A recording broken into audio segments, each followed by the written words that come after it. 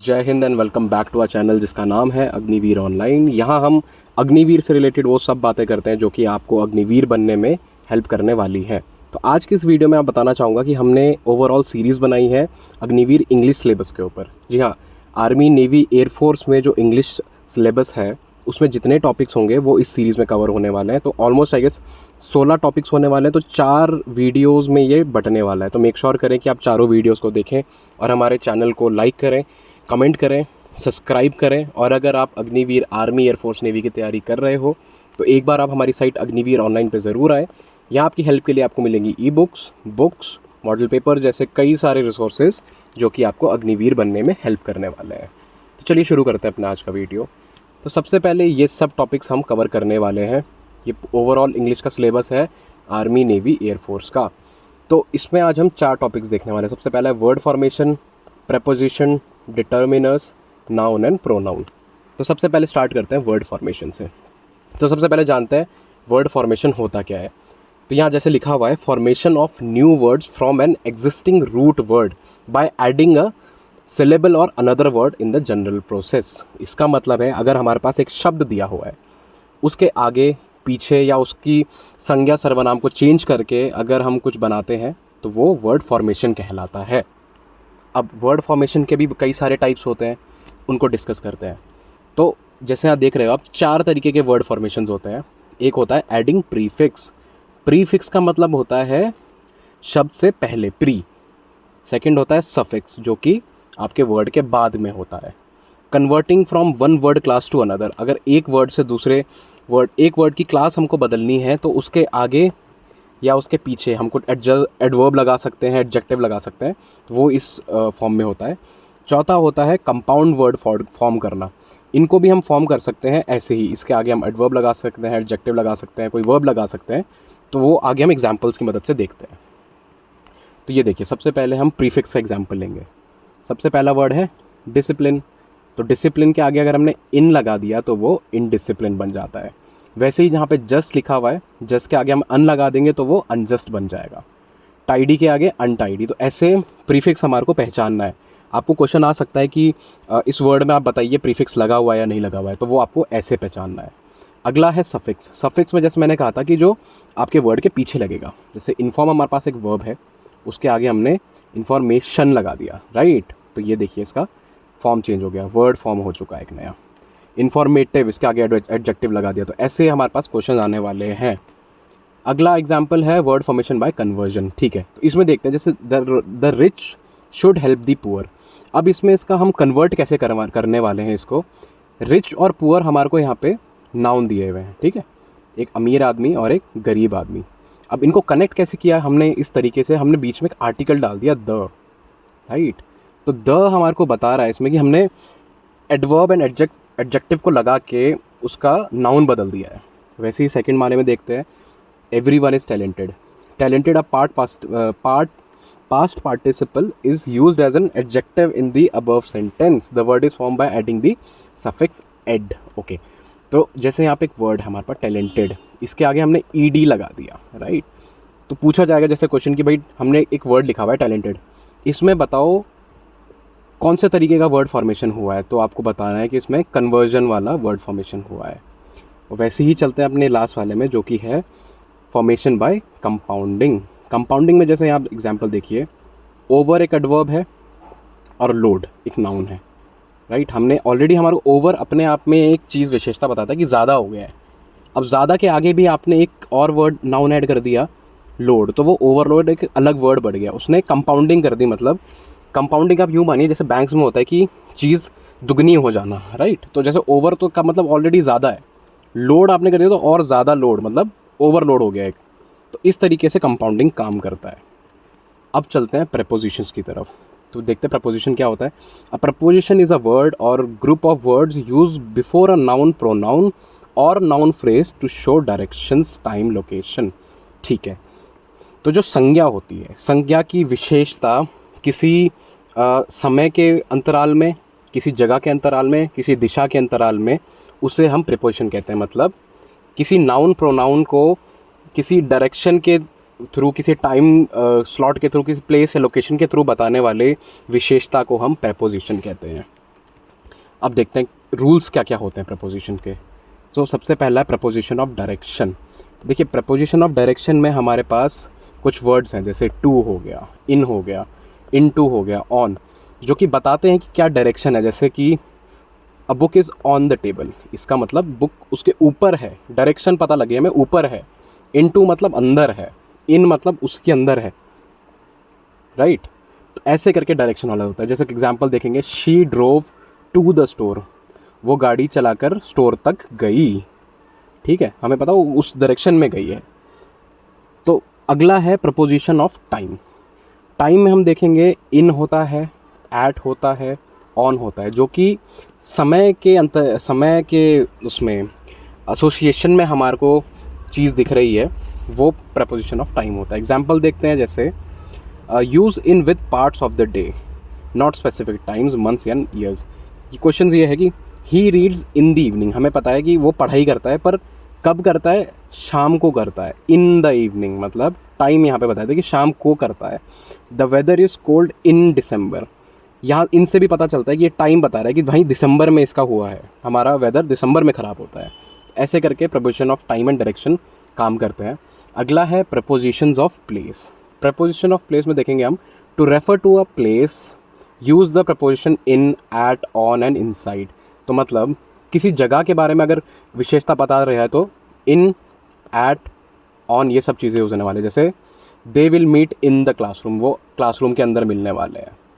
Eight इस जगह पे लगा हुआ है, she is waiting at the corner, मतलब किसी कॉर्नर में वो वेट कर रही है। तो प्लेस का हमारे को इसमें पता लग गया है। और किसी प्लेस के आगे अगर इसको लगा दिया जाए इन सब रूल्स को, तो वो वैसा रूल्स कहलाते हैं। अब है preposition of location. To refer to a location use the preposition in, at, on.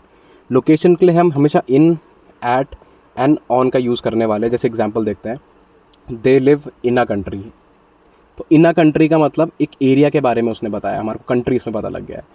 She will find him at the library, right. तो किसी लोकेशन को बताया, लोकेशन के आगे लग गया, देखो कंट्री के आगे इन लग गया, लिबर्टी के आगे एट लग गया। तो जिस भी लोकेशन के आगे ये लगते हैं वो इसका रूल बन जाते हैं। अब है प्रपोजिशंस ऑफ स्पाशियल रिलेशनशिप। ठीक है, इसमें हम देखेंगे तो refer to a spatial relationship use the preposition above, across, against, right. Example से देखेंगे, the post office is across the street. ठीक है, अक्रॉस का मतलब ये है बेसिकली जो कि दो चीज़ों में तालमेल को बताते हैं। बीनीथ, बिसाइड, इन बिटवीन, जहाँ भी दो चीज़ें होंगी, जैसे post office is across the street, across मतलब उस तरफ वाली स्ट्रीट में है, तो मतलब हमें पता है कि एक और स्ट्रीट है वहाँ पे। We will stop at many attraction along the way, along the way मतलब हमारे पास यहाँ पे ये कह रहा है कि हम बहुत सारी जगहों में रुकेंगे अपने रास्ते, पूरे रास्ते में। तो पूरा रास्ते को उसने बता दिया एक रिलेशन बना के। तो ऐसे स्पाशियल रिलेशनशिप काम करने वाला है। अब अगला है propositions following verb and adjective. तो some verbs and adjectives are followed by a certain preposition. Sometimes verb and adjectives can be followed by different preposition, giving the phrase different meaning. अब इसमें हम देखेंगे कॉमन वर्ब प्लस preposition कैसे काम करता है। तो about जो वर्ड है वो देखिए, वरी, कंप्लेंट, रीड के आगे, ही वरीज अबाउट द फ्यूचर। हमें ये वर्ड्स याद रखने होंगे आप सभी को कि ये जो है आपका एडजेक्टिव, ये किस किस वर्ब के आगे लग सकता है। वरी, कंप्लेन, रीड, ये सब आपको पढ़ने पड़ेंगे। जैसे ही arrives at the airport 2 hours early, smiled at, at करके यहाँ जैसे आप देखोगे एट अराइव के लिए ही लगेगा, तो यहाँ अराइव भी लगा हुआ है तो एट लगा है, राइट। डिफ़र एंड सफ़र के आगे हमेशा फ्रॉम लगेगा। The results differ from my original area. तो ऐसे करके आपको इन सबको कॉम्बिनेशंस को याद रखना होगा, जो कि आप हमारी अग्निवीर बुक से देख सकते हो, जो कि आपको वेबसाइट पे अवेलेबल है। तो मेक श्योर करें आप वहाँ से अपनी इंग्लिश बुक ज़रूर परचेज़ कर लें। अगला टॉपिक है हमारा व्हाट इज़ डिटर्मिनर। तो a determiner is a word that is used to modify or introduce the noun in a sentence. किसी संज्ञा को विशेषता देने के लिए, उसको इंट्रोड्यूस कराने के लिए डिटर्मिनर का यूज़ करा जाता है। It mostly acts like an adjective in that it refers to the noun. वही बात है कि विशेषता बताने के लिए किसी नाउन की, तो ये यूज़ होता है डिटर्मिनर। अब इसकी बहुत सारी तरीके के डिटर्मिनर होते हैं, वो हम डिस्कस करते हैं आगे। जैसे कि टाइप ऑफ डिटर्मिनर यहाँ देख सकते हैं आप, पोजेसिव डिटर्मिनर्स होते हैं, डेमोन्स्ट्रेटिव डिटर्मिनर्स होते हैं, क्वालिफायर्स होते हैं, डिस्ट्रीब्यूटेड डिटर्मिनर होते हैं। और ये भी फिक्स होते हैं, जैसे ये देखो, माई होता है, योर, हिज, जो कि एक रिलेशन बताते हैं, हिज, हर, इट्स, कि ये उसका है, उसको पोजेसिव डिटर्मिनर्स कहते हैं। डेमोन्स्ट्रेटिव डिटर्मिनर्स में जैसे आप किसी को डेमोन्स्ट्रेट कर रहे हैं, this is that, that, those, किसी थर्ड पर्सन को अगर आप रेफरेंस कर रहे हैं तो वहाँ डेमोन्स्ट्रेटिव डिटर्मिनर्स लगेगा। अगला है क्वालिफायर्स। क्वालिफायर्स क्या करता है, आपके डिटर्मिनर को, जो डिटर्मिनर ही ऐसा क्वालिफायर है जो कि आगे लगता है हमेशा नाउन के और उसकी विशेषता को बदलता है। A few, many, a little, little. Quantity को उसने बता दिया है, क्वांटिटेटिव, राइट। तो क्वांटिटी को जो बताएगा वो क्वांटिटेटिव वाला टाइप हो जाएगा। डिस्ट्रीब्यूटिव डिटर्मिनर्स में जो डिस्ट्रीब्यूट कर देते हैं चीज़ों, जैसे एवरी, सबको, ईच, आइदर, दोनों में से, नेइदर, कोई भी नहीं, बोथ, दो, जो भी नाउन दो को रिफ्लेक्ट करेगा वो डिटर्मिनर बन जाता है।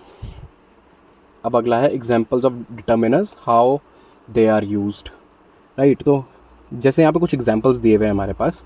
माई हाउस इज़ बीइंग रेनोवेटेड, तो इसमें पूछा जाएगा भाई कौन सा डिटर्मिनर लगा हुआ है, तो माई हाउस इज़ बीइंग रेनोवेटेड, तो उसमें माई हाउस का लगा हुआ है जो कि बता रहा है हमारे को किसी विशेष, किसी जगह के बारे में, राइट।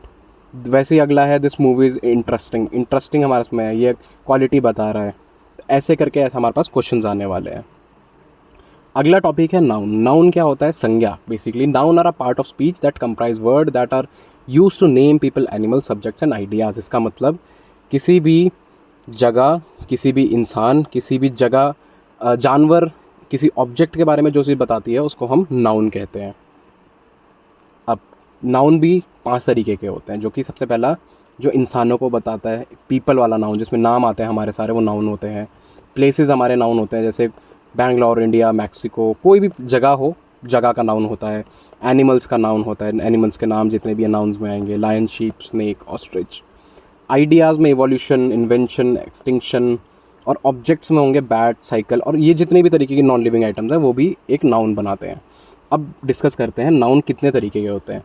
सबसे पहला होता है प्रॉपर नाउन। प्रॉपर नाउन होता है आपका बेसिकली नाम। My name is Rose, Bruno, जो भी नाम है वो प्रॉपर नाउन है। दूसरा होता है अनकॉमन नाउन, दूसरा होता है common noun. Common noun are those noun that refer to a generic item, group और सर्कल। किसी ग्रुप में अगर कोई चीज़ होती है, पूरे मतलब नॉट एग्जैक्टली ग्रुप में, एक वर्ड जो कि बहुत बड़े ग्रुप को डिस्क्राइब कर दे। तो स्कूल, अगर जैसे स्कूल लिखा हुआ है तो स्कूल एक सिंगल वर्ड नहीं, स्कूल एक बहुत बड़ी एंटिटी है, उसके अंदर कई सारी चीज़ें हैं, राइट। तो ऐसे करके हमारा कॉमन नाउन होता है। फिर होता है सिंगुलर नाउन, जो कि सिंगल प्लेस को, सिंगल चीज़ को, सिंगल आदमी, इंसान को रिप्रेजेंट करता है। जैसे there is a little boy, तो बॉय हमारा सिंगल हो गया, डॉटर सिंगल वर्ड हो गई है, राइट। अगला है plural noun. Plural noun refer to a number of people, places, animal और थिंग्स, ठीक है। प्लूरल नाउन में मतलब जो कि एक नाम सभी के लिए सिंगल यूज़ हो जाए। जैसे एप्पल्स, हमने ऐसा कहा तो एप्पल्स हो गए, बॉक्सेस हो गए, तो जो कि सिंगल एंटिटी बट बहुत ज़्यादा एंटिटीज़ बट सिंगल नेम में अगर रिप्रेजेंट हो तो वो कहलाता है प्लूरल नाउन। अब है काउंटेबल नाउन। जिन नाउन जो कि हमारे को नंबरिंग की विशेषता बताते हैं वो होता है काउंटेबल नाउन। जैसे 10 पैकेट्स ऑफ लेज इसमें लिखा हुआ है, Tom brought 10 packets of Lay's to the trip, तो जिसने हमारे को बता दिया कि भाई क्वांटिटी बता दी नाउन की, तो वो होता है आपका काउंटेबल नाउन्स में। अगला है अनकाउंटेबल नाउन, जिनको हम गिन नहीं सकते। जैसे अलॉट होता है, कप ऑफ टी हो चुका है। इस वाले क्वेश्चन में देखते हैं ऊपर वाले में, I have a lot of homework.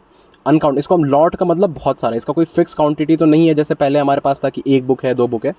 तो इसमें हमारे पास लॉट, तो जो कि बहुत सारे चीज़ों को एक बारी में बता दे, वो होता है अनकाउंटेबल नाउन। अगला है कलेक्टिव नाउन। कलेक्टिव में मतलब जैसे एक झुंड को हम बता सकते हैं। एग्जाम्पल देखते हैं, a flock of sheep, a pride of lion. किसी ग्रुप के बारे में जो बताता है कलेक्टिवली, वो होता है कलेक्टिव नाउन। अगला है concrete nouns. Concrete noun refer to object that are material and can be perceived by the human senses, ठीक है। वो सब चीज़ें जो कि इंसान को पता है और जो वो टच कर सकता है, सेंस कर सकता है, उसका भी एक नाउन बना है जिसको कंक्रीट नाउन कहते हैं। जिससे कि बुक और टेबल, इन दोनों चीज़ों को इंसान देख भी सकता है, महसूस कर सकता है। कप, कॉफ़ी, ये सब कॉन्क्रीट नाउन में आते हैं। अगला है abstract noun. Any entity that can not be perceived by the 5 senses of human body, right. तो जो भी चीज़ें सेंस नहीं कर सकता है ह्यूमन बॉडी, उसके लिए भी एक नाउन है। जैसे लव हो चुका है, ऑनेस्टी हो चुकी है। लिविंग थिंग नहीं, एक फीलिंग है। तो अगर कोई फीलिंग कोई डिस्क्राइब कर रहा है तो वो एब्स्ट्रैक्ट नाउन में आने वाला है। अब चलते हैं प्रोनाउन की तरफ। तो pronoun is used in the place of a noun, ठीक है। सर्वनाम को हम प्रोनाउन कहते हैं, राइट। जो भी ये विशेषता बताते हैं नाउन की हमारी, जैसे कि टाइप्स ऑफ प्रोनाउन देखते हैं। रिलेटिव प्रोनाउन होता है, are pronouns that are used to relate one part of sentence to another. Some examples are that, which, where, when, ठीक है। ये वो सर्वनाम होते हैं जो कि किसी के आगे, अगर किसी संज्ञा के आगे लग जाते हैं तो उसका लोकेशन का ये बताते हैं, रिलेटिविटी बताते हैं। जैसे दैट, वहाँ, विच, कौन सा, वेयर, कहाँ, ठीक है। तो ये अगर उनके आगे लग जाता है तो ये रिलेटिव प्रोनाउन बन जाता है। अगला होता है पोजेसिव प्रोनाउंस। इसमें हम जैसे किसी ह्यूमन को हम रेफ़र कर रहे हैं। जैसे यहाँ देखें आप, मेरा, माइन, योर्स, तुम्हारा, हिज, इस लड़के का, हर्स, उस लड़की का। तो जो कि अगले बंदे को डिफाइन कर रहा है वो होता है आपका पोजेसिव प्रोनाउन। रिफ्लेक्सिव में होता है जैसे are pronoun that are used to refer back to subject in sentence. Okay, किसी को वापस अगर हम कोई चीज़ बोल रहे हैं, जैसे माई सेल्फ मतलब मेरा, योर सेल्फ मतलब तुम्हारा, राइट, जिसमें हम वापस किसी को ये बात बता रहे हैं, हर सेल्फ, वो होता है आपका रिफ्लेक्सिव प्रोनाउन। अब है demonstrative pronoun, are pronoun that are used to point to specific objects. किसी चीज़ को अगर स्पेसिफिकली हम बताना चाह रहे हैं वहाँ, तो यहाँ दीज लग गया, दैट मतलब उधर, दिस मतलब ये। तो ऐसे करके हम जो वर्ड्स होते हैं उनको डेमोन्स्ट्रेटिव प्रोनाउंस कहते हैं। इंटेरोगेटिव में हम जब क्वेश्चन पूछ रहे हैं, तो जैसे हु, व्हाट, व्हेन, कौन, कब और कहाँ और क्यों, तो ये सब आपके आते हैं इंटेरोगेटिव प्रोनाउंस में। हु आर यू, जैसे why are you asking me this question, तो वो इंटेरोगेटिव में आ जाता है। इनडेफिनिट प्रोनाउंस में भी शायद जिनको हम डिफ़ाइन नहीं कर सकते, इनका नंबर डिफ़ाइन नहीं हो सकता, जैसे नोबडी, कोई भी नहीं, नोवेयर, कहीं भी नहीं, एवरीबडी। तो क्वेश्चंस आपके पास ऐसे आ सकते हैं कि आपको एक पूरा एक वर्ड दिया होगा, एक सेंटेंस दिया होगा, उसमें आपको पता करना है कि भाई प्रोनाउन कौन कौन से है। तो उसके लिए आपको इसके टाइप्स पता होना बहुत ज़रूरी है। अगला टाइप है पर्सनल प्रोनाउन, मतलब जब हम किसी सिंगल अपने साथ वाले बंदे को रेफ़र कर रहे हैं, साथ वाले को, जैसे आई, मैं, यू, तुम, ही, सिंगल बंदा है, राइट। पर्सनली हम किसी को बोल रहे हैं तो शी, वी, तो ये सब प्रोनाउंस उसमें यूज़ होने वाले हैं। सब्जेक्ट में क्या होता है, अगर हम किसी की जाति, लिंग, ये सब चीज़ें बता रहे हैं, वो यू, तुम, वी, ही, लड़का, लड़की, राइट, तो ये सब सब्जेक्ट्स में आ जाते हैं। ऑब्जेक्ट प्रोनाउन में क्या होता है, जैसे pronoun that receive the action in a sentence. Action वाली बातें, ये तो ये जो तीन बाकी के टॉपिक्स हैं, ऑब्जेक्ट, रेसिप्रोकल एंड इंटेंसिव, ये कम पूछे जाते हैं वैसे एग्जाम में, पर फिर भी आपकी नॉलेज के मैं आपको बता देता हूँ कि ऑब्जेक्ट वाले में क्या होता है, हम किसी सिंगल पर्सन को अपने रिलेशन में कंसिडर करते हैं, जैसे मी हो गया, अस हो गया, हिम हो गया और हर हो गया। रेसिप्रोकल में आपका रिलेशनशिप आपको जब डिस्क्राइब करना होता है एक दूसरे से, उसका एग्जाम्पल नहीं है बट वो आपको अपने आप पता चल जाता है सेंटेंस को पढ़ के। और इंटेंसिव में कुछ नहीं होता, are the same as reflexive pronoun which the only difference being that you can remove the intensive pronoun from sentence.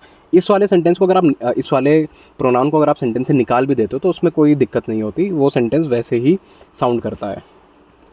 तो आशा करता हूँ आज का वीडियो आप सबको पसंद आया होगा, एंड मेक श्योर करें कि आप हमारे आने वाले वीडियो को भी ज़रूर देखें। ऊपर आई बटन में अगर आप क्लिक करेंगे तो आपको सारा डेटा मिल जाएगा।